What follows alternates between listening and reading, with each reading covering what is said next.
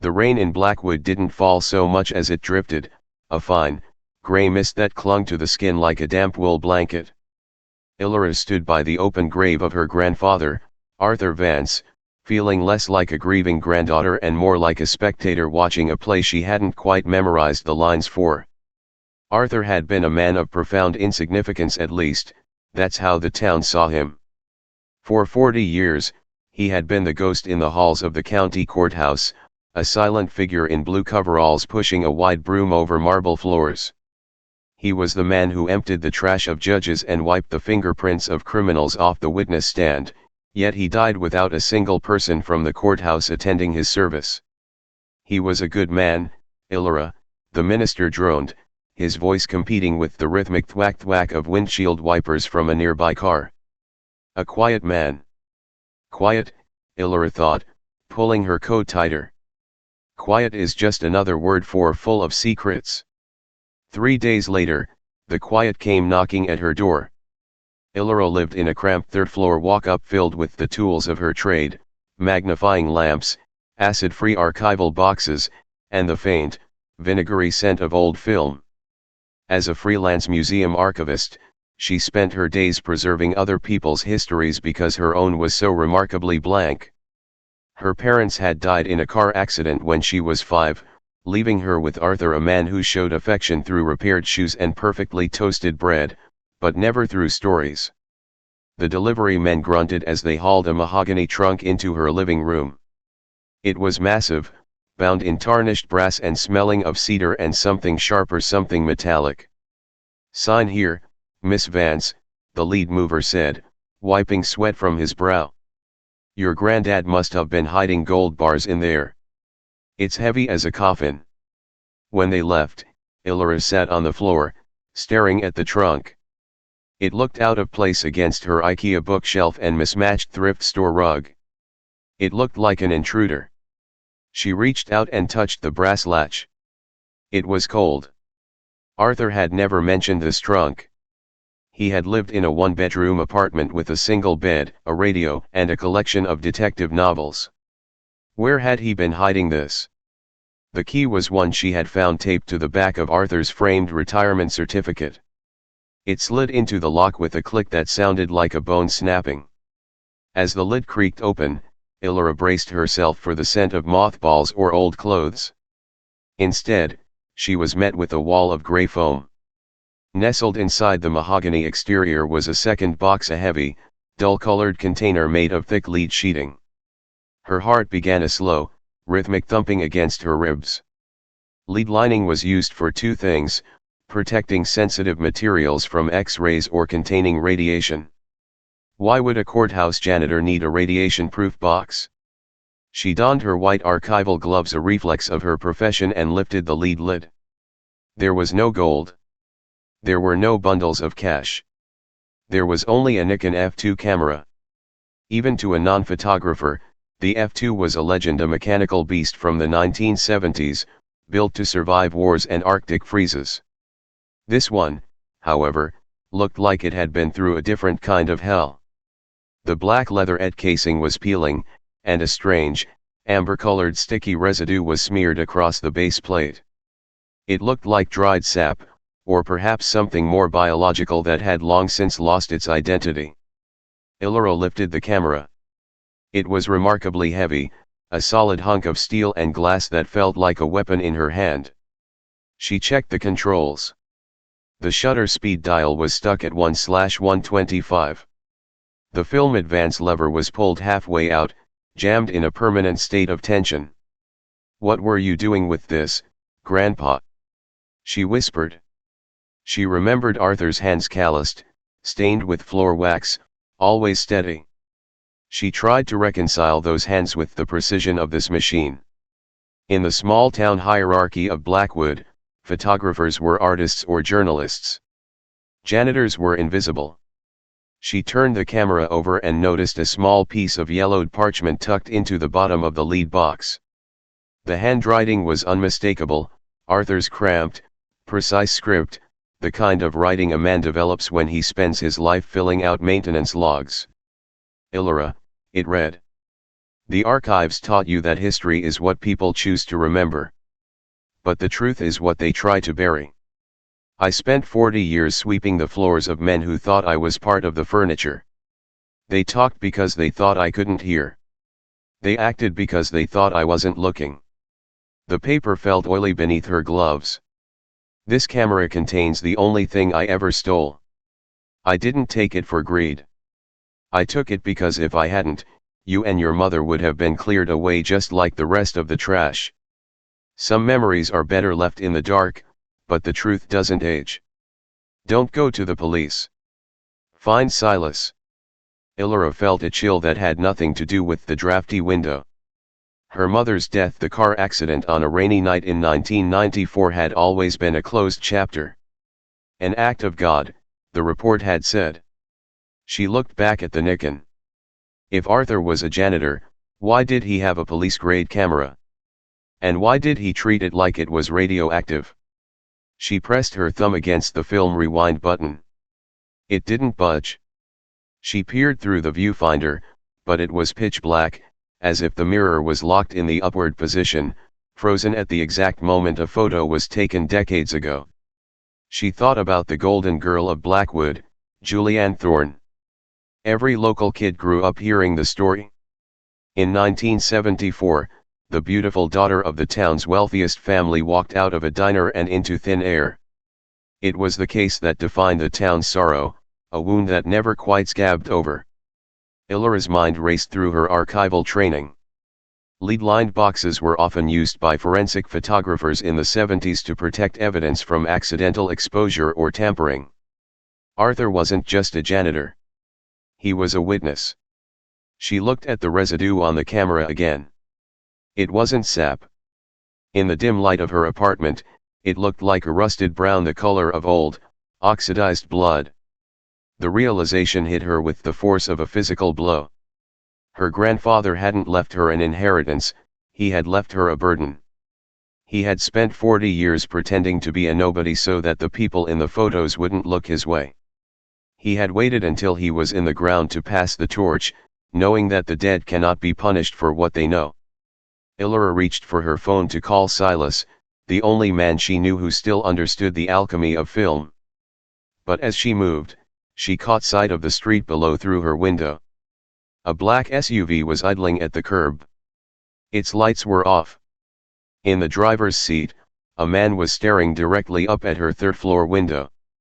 The quiet of Arthur's life was over. Ilora's life was about to become very, very loud. The black SUV didn't move.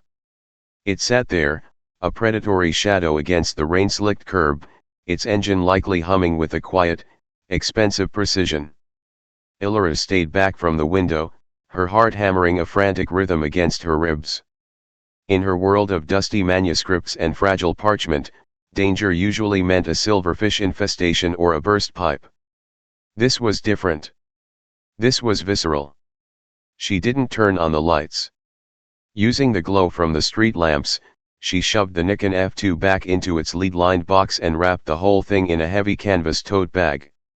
She grabbed her keys, her breath hitching. She couldn't call the police, not after Arthur's warning. Don't go to the police. Find Silas. If the front door was watched, the back service stairs were her only hope. The back staircase of the apartment building smelled of cabbage and damp concrete. Ilora moved as silently as possible, the weight of the camera in her bag swinging like a pendulum. Every creak of the wooden stairs sounded like a gunshot in the narrow space. When she reached the alleyway, the cold rain hit her face, a sharp contrast to the stagnant air inside. She didn't head for her car. That would be too obvious. Instead, she cut through the labyrinth of alleys that crisscrossed Blackwood's older district. She knew these paths, they were the veins of a town that had stopped growing in the 80s. 20 minutes later, soaked to the bone and shivering, she stood in front of a storefront that looked like a relic of a bygone era. A neon sign, flickering with a dying buzz, read, "The Silver Grain." Below it, in smaller letters, "Analog Film and Forensic Restoration." She pounded on the glass door. For a long minute, there was no answer. Then, a light flickered in the back. A tall, spindly man with a thicket of white hair and a jeweler's loop hanging around his neck appeared. He squinted through the glass, his expression shifting from annoyance to shock when he recognized Illyra. "Illyra? It's nearly midnight. You look like a drowned rat," Silas said as he unlocked the door, the bells jingling a frantic greeting.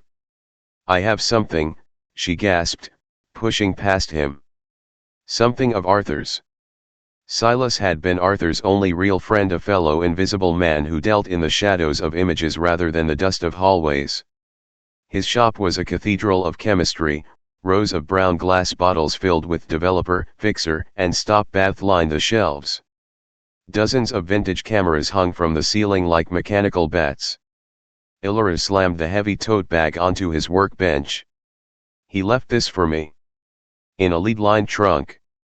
He told me to find you." Silas's eyes widened as she pulled out the Nikon F2. He didn't touch it at first. He circled the workbench, his nose wrinkling. "Lead-lined?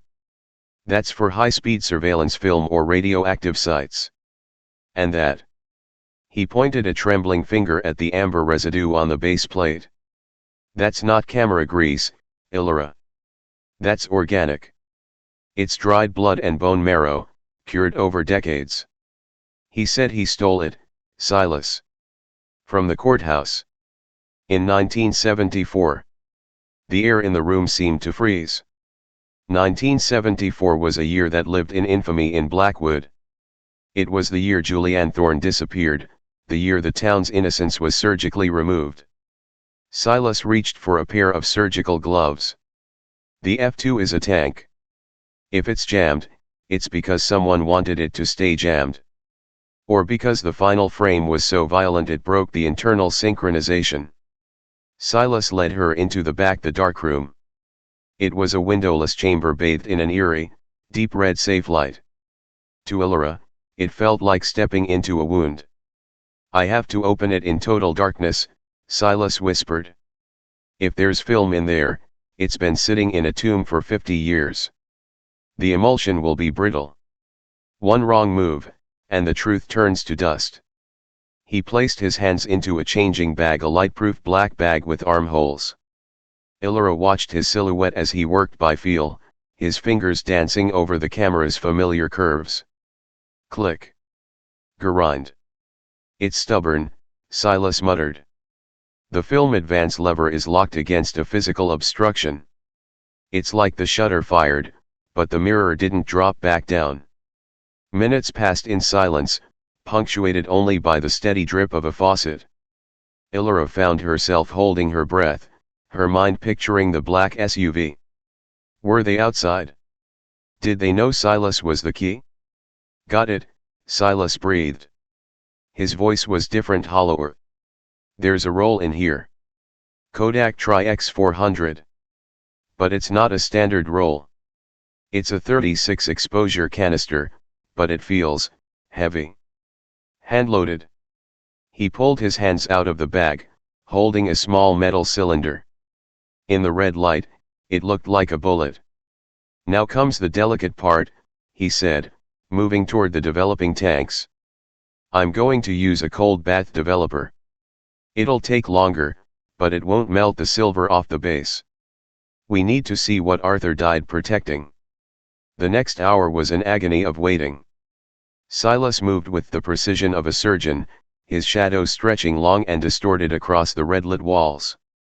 He soaked the film, agitated the tank, and then began the long wash. "Arthur was a police photographer for 6 months, you know," Silas said quietly, not looking up from his work. "Nobody remembers that. He was good. Too good. He saw things through a lens that people wanted to keep off the record. When he resigned, everyone thought he'd just lost his nerve. I think he just found his conscience." Finally, Silas pulled the long strip of film out of the final chemical bath.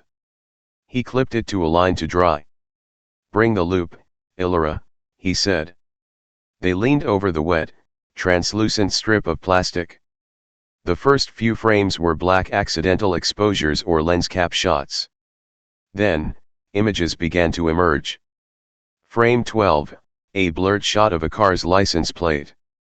A state government plate. Frame 14, a flashlit interior of what looked like a cellar. Stone walls, damp and dark. Frame 18, a pair of hands, blurred by motion, holding a heavy, ornate ring, the emerald ring of Julianne Thorne. "Keep going," Ilora whispered, her heart in her throat. Frame 22 was the one that stopped Silas's heart. It was a high-contrast shot, the grain of the film giving it a gritty, nightmarish quality. It showed a man standing by the railing of the Blackwood Creek Bridge. He was looking directly into the camera. His face was younger, devoid of the gray hair and the polished political smile he wore now, but the eyes were the same. It was Elias Sterling, the current governor, then a young district attorney. He was holding a bundle wrapped in a heavy, dark rug. Behind him, another man stood in the shadows, a man wearing a police uniform. "He didn't just witness it," Ilora said, her voice trembling.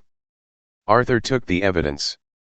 He took the camera that the police photographer was using to document the cleanup. He stole the crime itself." A loud thud echoed from the front of the shop. Ilora and Silas froze. The bell on the front door didn't jingle, but the glass had groaned under the weight of a heavy impact. "They're here," Silas whispered, reaching for a heavy iron wrench on his bench. They didn't wait for the morning. Ilora looked at the wet film. The images were still drying, the silver halides still settling into their final positions. The evidence was there, a 50-year-old ghost finally screaming for justice. But as a shadow crossed the frosted glass of the darkroom door, she realized that the truth didn't just set you free. Sometimes, the truth was a target painted on your back. "The back door," Silas hissed, pointing to a small, heavy steel door behind the chemical racks. "Take the film. I'll stall them. I can't leave you." "Ilora, I'm an old man with a heart condition and a shop full of flammable chemicals," Silas said with a grim, sudden wit. "I've lived my life. You're the archivist. Save the story." He shoved a small, portable film scanner into her bag along with the wet strip of film. "Run." The sound of the front glass shattering at the silver grain was a sharp, crystalline crack that sliced through the rhythmic drumming of the rain. It wasn't the sound of a brick, it was the precise, muffled pop of a pressurized entry. "Professionals." Ilora didn't look back. If she looked back, she would see Silas, thin, frail Silas standing with a wrench against men who moved like shadows. She scrambled through the steel back door, her boots skidding on the oil-slicked asphalt of the rear loading dock. The heavy canvas bag, containing the wet film and the portable scanner, felt like a lead weight against her hip. She dove behind a row of rusted dumpsters just as a flashlight beam swept across the alleyway. The light was surgical, blue-white and cold. "Check the perimeter," a voice commanded. It wasn't a gravelly thug's voice, it was calm, modulated, and terrifyingly polite. Ilora pressed her back against the cold metal of the dumpster, the smell of rotting cardboard and ozone filling her lungs. She had to move. Her car was 3 blocks away, but she knew they would have the plates on file by now. In Blackwood, the Sterlings didn't just own the land, they owned the data. She took a breath, tasted the copper of fear, and ran into the darkness of the industrial district. 2 hours later, Ilora sat on the edge of a sagging bed in a room at the Midnight Rose Motel, a place that smelled of stale cigarettes and industrial-strength bleach. It was the kind of place where people went to be forgotten, located on the ragged edge of the county line where the streetlights flickered out and the forest took over.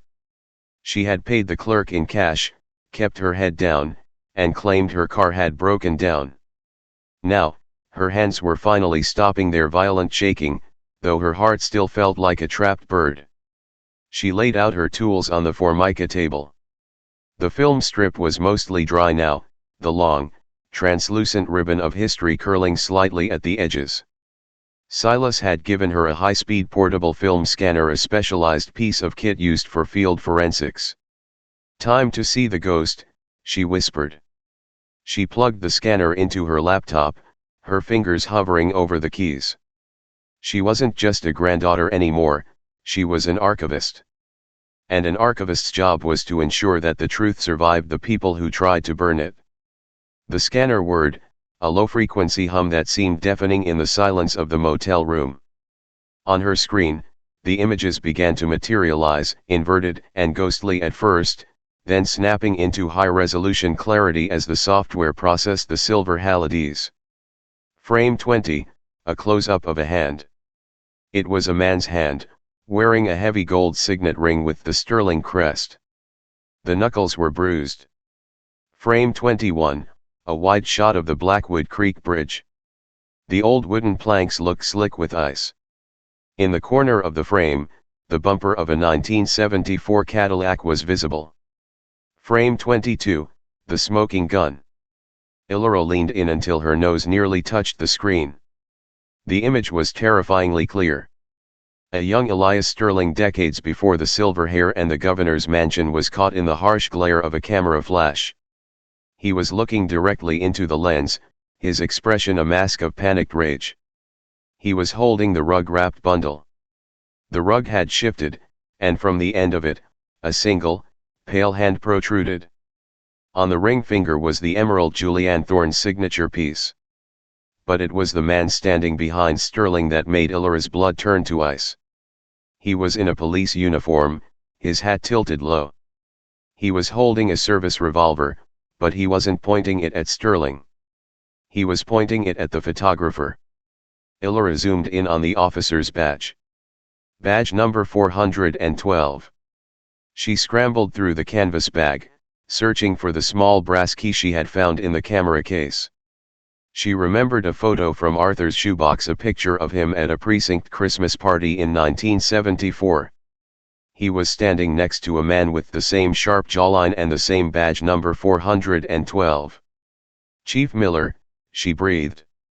The current chief of police wasn't just a Sterling loyalist, he was the man who had stood on that bridge 50 years ago.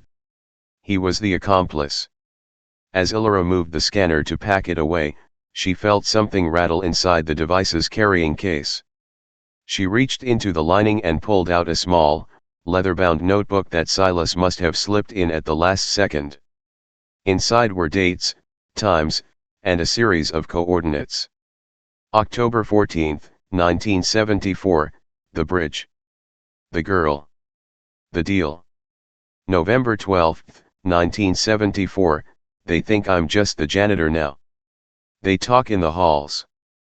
They don't know I kept the Nikken. I saw where they put the rest of her. Illyra flipped to the last page. There was a hand-drawn map of the county courthouse basement. Arthur had spent 40 years cleaning those floors, but the map showed a room that wasn't on the official blueprints, a dead space behind the boiler room. "The camera is the key to the past," the note at the bottom read. "The brass key is for the present.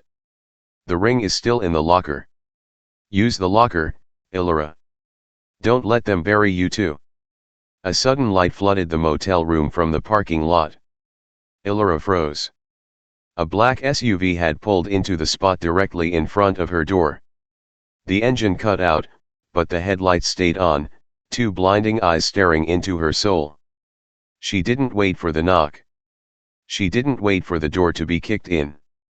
She grabbed the laptop, the film, and the brass key, shoving them into her bag.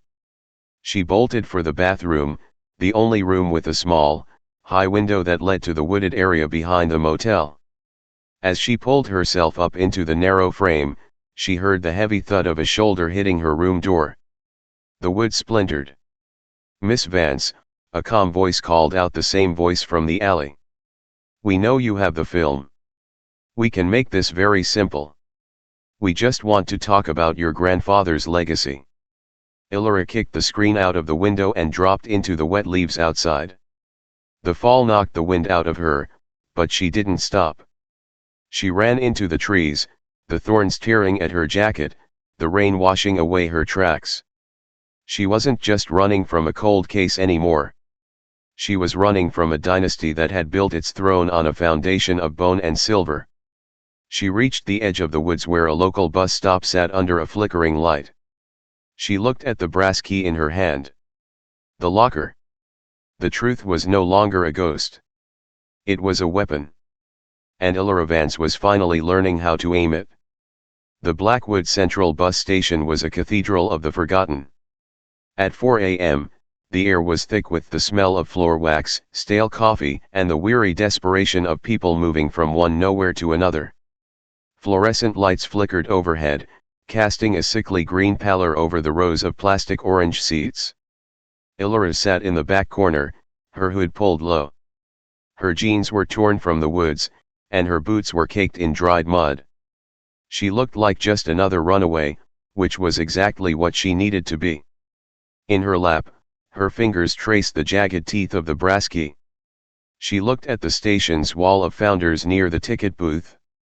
A bronze plaque honored the Sterling family for their generous contribution to the infrastructure of Blackwood.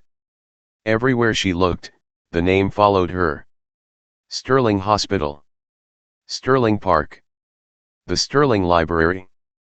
The town wasn't a community, it was a curated exhibit owned by a single man. She stood up, her muscles screaming in protest. The lockers were located in a dim hallway behind the vending machines. Most were rusted shut, remnants of a time before high-security baggage checks. She found it, locker 214. The brass key slid into the lock as if it had been waiting 50 years for this exact moment. With a reluctant screech, the metal door swung open. Inside was a single, small wooden box, no larger than a deck of cards, wrapped in a tattered piece of blue denim, a scrap from one of Arthur's old work jumpsuits. Elora pulled it out, her breath hitching. She opened the box. Resting on a bed of yellowed cotton was a ring. It was an Art Deco masterpiece, a heavy platinum band set with a deep, vivid emerald surrounded by a halo of baguette diamonds. Even in the dim light of the bus station, the green stone seemed to glow with a malevolent fire. This was the ring from the photograph. The ring on the pale hand protruding from the rug. Julianne, Elora whispered. This wasn't just evidence of a murder, it was a trophy Arthur had snatched from the jaws of the beast. He hadn't just taken the photos, he had taken the one thing the Sterlings couldn't afford to leave behind.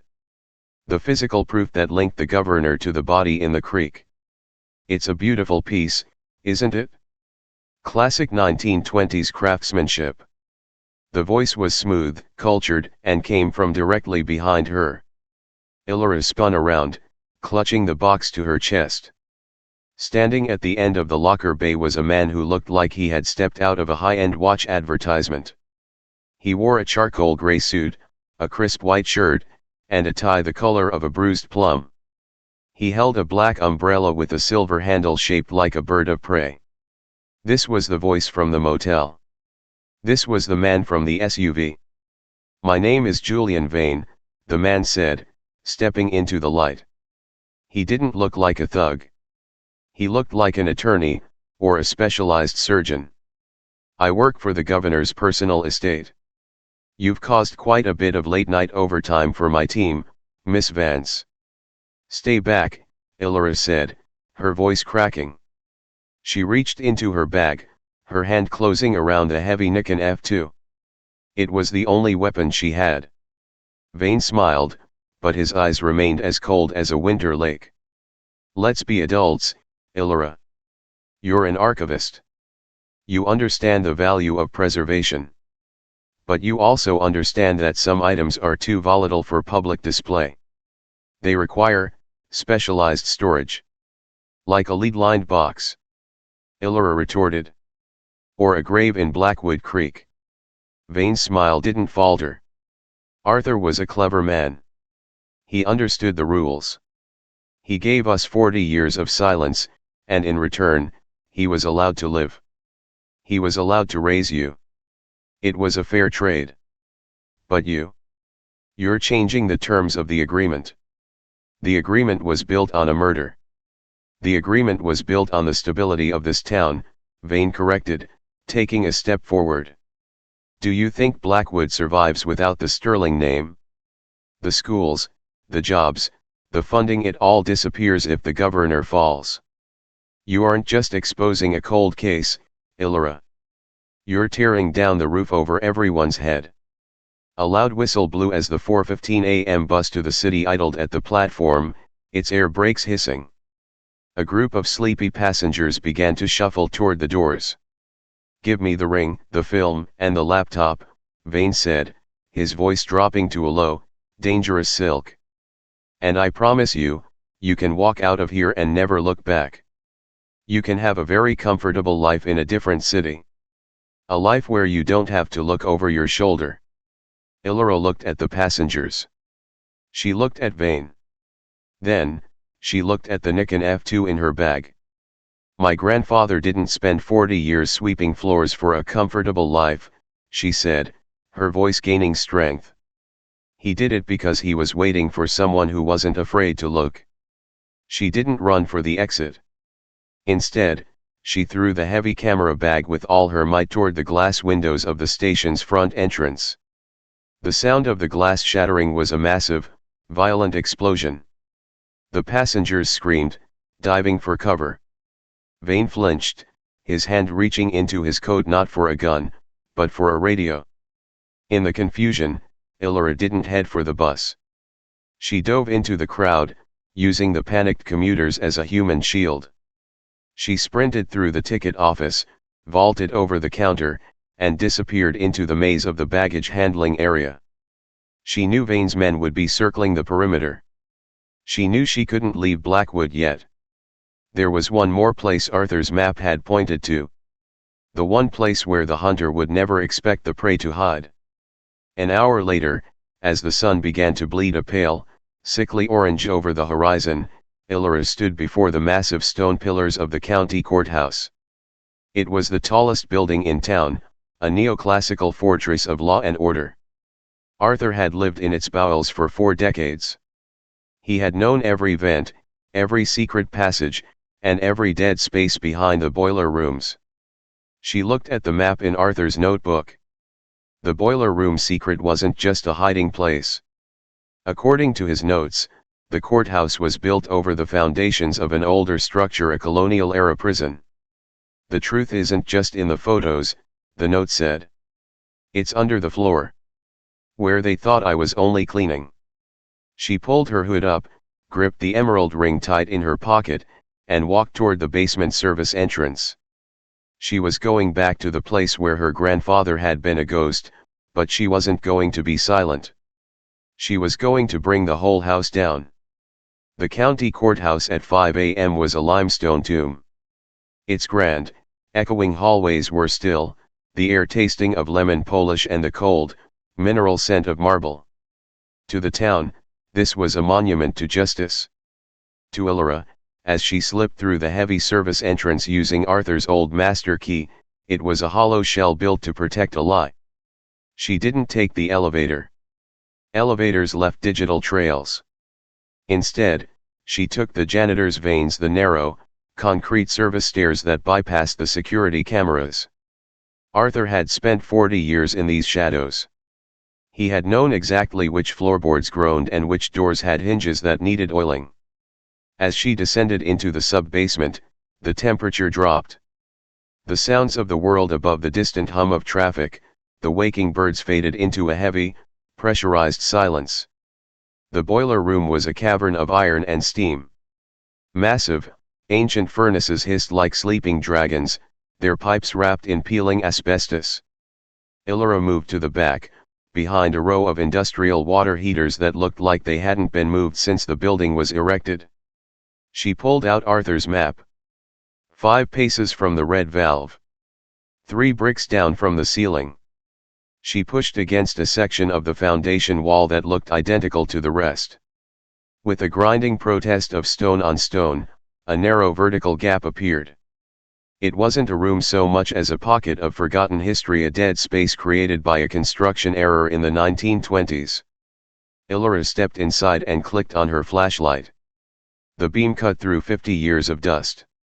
In the corner sat a small, metal filing cabinet, the kind used by the police in the 70s. On top of it sat a pair of heavy, rusted bolt cutters. but it was what lay behind the cabinet that made Illyra's breath hitch. Propped against the wall was a roll of old, mildewed carpet, the same dark, heavy rug from the photos. It was tied with thick twine, and even after 5 decades, the shape of it was unmistakably human. Next to it, a small, weathered leather bag contained a set of police-issued evidence markers, a blood-stained uniform tie, and a handwritten ledger.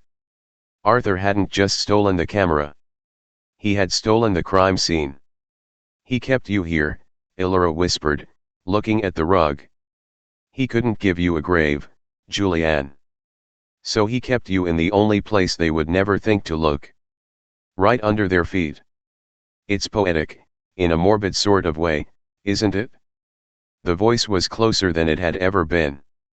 Illyra spun around. Julian Vane stood in the opening of the secret room, his charcoal suit pristine even in the dusty basement. Behind him stood 2 men in tactical gear, their faces obscured by shadows, their hands hovering over the holsters at their hips. "Governor Sterling is quite impressed by your tenacity, Miss Vance," Vane said, his voice echoing in the small stone chamber. "Most people would have taken the money at the bus station. But you have your grandfather's stubbornness. It was always his greatest flaw." "His greatest flaw was thinking he could wait for justice," Illyra snapped, her hand tightening around her laptop bag. "I'm not waiting." Vane stepped into the room, his eyes scanning the carpet roll with a flicker of annoyance. A rug. A ring. A few grainy photos from a dead man's camera. "Do you really think that's enough to topple a man who has controlled the state for 30 years? We have the media. We have the judges. We have the narrative. I have the truth," Illyra said. "The truth is a commodity, Illyra. And right now, the market is closed." Vane gestured to the men behind him. "Take the bag. Secure the room. We'll handle the cleanup once the sun is up." The men moved forward, but Illyra didn't flinch. She sat down on the dusty floor, propped her back against the metal filing cabinet, and opened her laptop. The blue light of the screen illuminated her face, making her look like a ghost in the darkness. "You're too late, Julian," she said, her fingers flying across the keys. "What are you doing?" Vane's voice lost its smooth, practiced edge. "I'm an archivist," Illyra said, a cold smile touching her lips. "I spent the last hour at the bus station not just running, but uploading. I didn't just scan the photos. I recorded every word you said at the motel. I recorded our conversation at the station. And I've been live streaming this entire encounter from my laptop's camera since I walked into this room." Vane froze. He looked at the laptop, then at the small, blinking red light of the webcam. "The courthouse has a dedicated fiber optic line for the court reporters," Illyra continued. "Arthur knew the password. He watched them type it in for years while he was sweeping the floors.